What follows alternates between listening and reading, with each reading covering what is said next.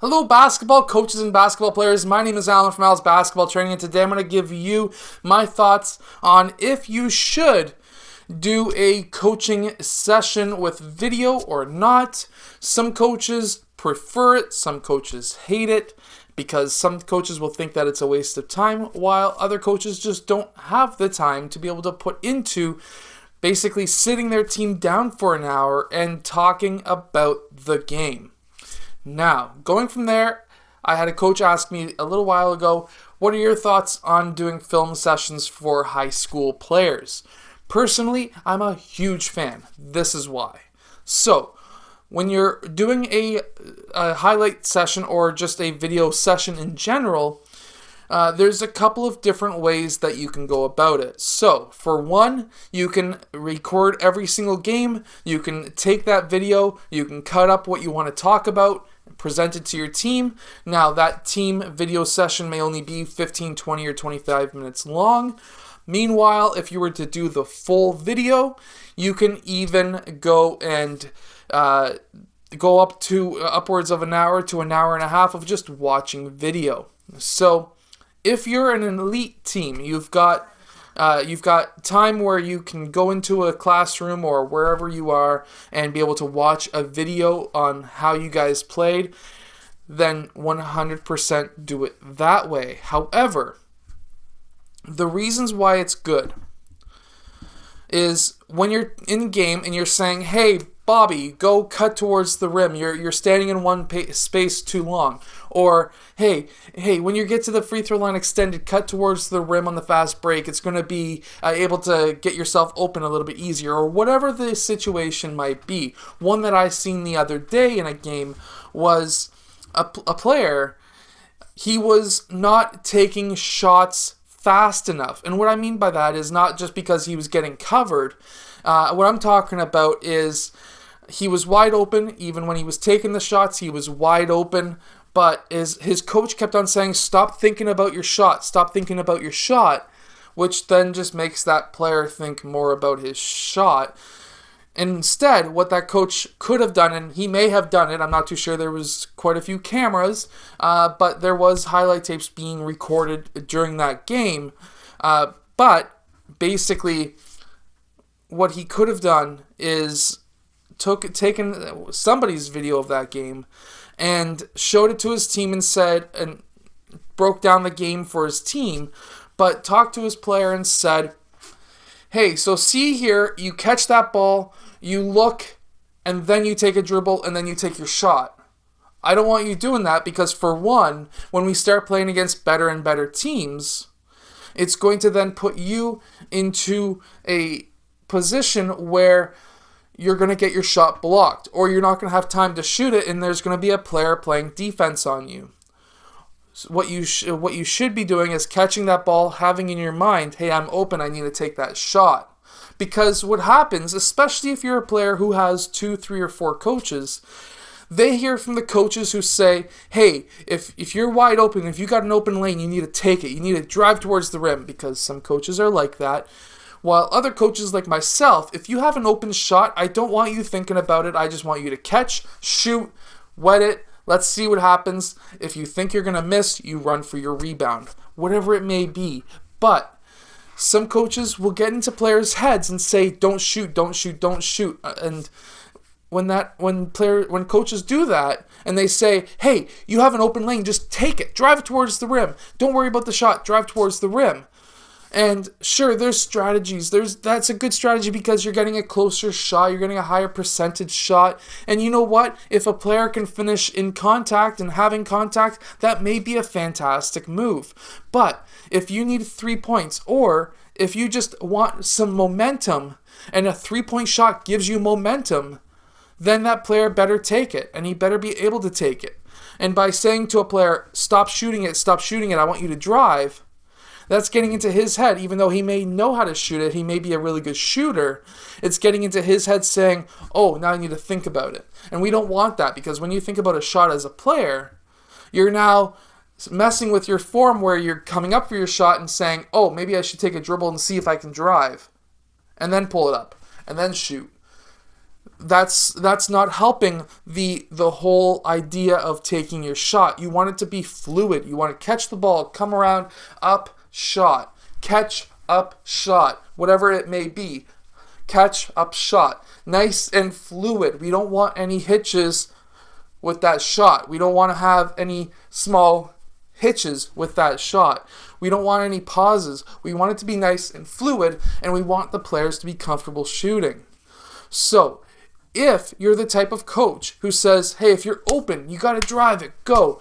That's fine. There's strategies. I'm not against you. What I'm saying is every coach coaches differently, and if you've got a player who is going like this and dribbling and then coming up for a shot, then what you need to do is say, hey, I want you to just do a nice, solid, fluid motion. You can talk to him in your video session, and then you can say, hey, I don't know if there's other coaches saying that you need to be static and maybe drive or whatever it may be. What I want you to do is, if you're open, nice, fluid motion, up, and score. And it's going to be a lot easier for the player. Also, what you have to keep in mind as well, even if you're a player or if you're a coach who likes to say, hey, if you're open, drive it, make sure that you understand the player side of things and still do the game tape and explain to him maybe you don't want him wetting the shot right away. I'm not too sure what your strategy would be in that, but if you want him to drive, then you may need to run a lot of drills and practice that help with finishing around the basket, finishing in traffic, that kind of thing.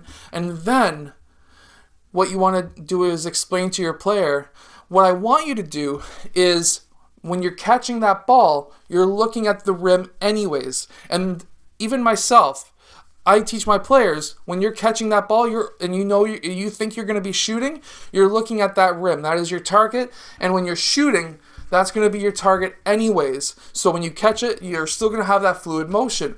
But also, if you're driving towards the rim, by looking at the rim, your peripheral vision, you're going to be able to see the lane towards the basket, which now allows you to have a nice fluid motion to drive towards the basket instead of catching the ball thinking, oh, shot, oh never mind, I need to drive.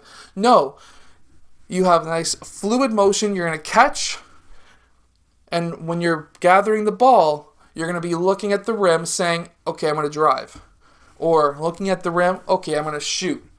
That also allows you as a player to be unpredictable. It allows you as a player to now say, oh, well, I've been fluid driving towards the basket. Look at Norman Powell from the Raptors as an example. When he has this pretty well down packed this year, which is when he's catching that ball, he's looking at the rim and he'll wet it for the shot. And he's not thinking about it. There's been a few times there he has thought about it and he's missed pretty badly, but when he's not thinking about it and he's just nice fluid motion shot, he's swishing those. And then when he's driving towards the basket and he freezes for like a millisecond to think, oh, maybe I should shoot it, but then instead he drives, he doesn't have the momentum taking him towards the basket, and he gets blocked, he misses his dunk, he misses his layup, whatever it is, while when he goes with a fluid motion towards the rim to drive, he now finishes with usually a poster dunk. So, as a coach, you can now talk to your players and say, hey, and this is just all one example of what you can talk about during a video session. Now, then, when you're finished your video session, you can go onto the basketball court and then you can talk about it then. So I understand that some school teams will say, hey, we have an hour for lunch on practice days. We're going to have a film session at lunchtime, a 30-minute film session. Usually the coach will cut down the video really quickly and just show glimpses of this is what I want you to do instead. And then they'll go back to class. At the end of the day, they're going into practice, and then during that practice, they're now talking about what they did, or they're doing what they talked about in the film session. And then vice versa, if you're playing in a playoff game and you're coming up against a really good team, you may have a coach, or you as a coach, you may have a parent or a friend or whoever who goes to the team that you're playing against the game before to see the strategies that they're running. And then the lunchtime before your game, you are now talking about, hey, so as we can see here, guys, they're running a 2-3 zone defense. They're running it in the first and third quarter. In the second quarter, they're running a man-to-man. And in the fourth quarter, they're switching back and forth between a 2-3 zone and a man-to-man defense. So we're going to be running a lot of play number 1, a lot of play number 4, and a lot of play number 6.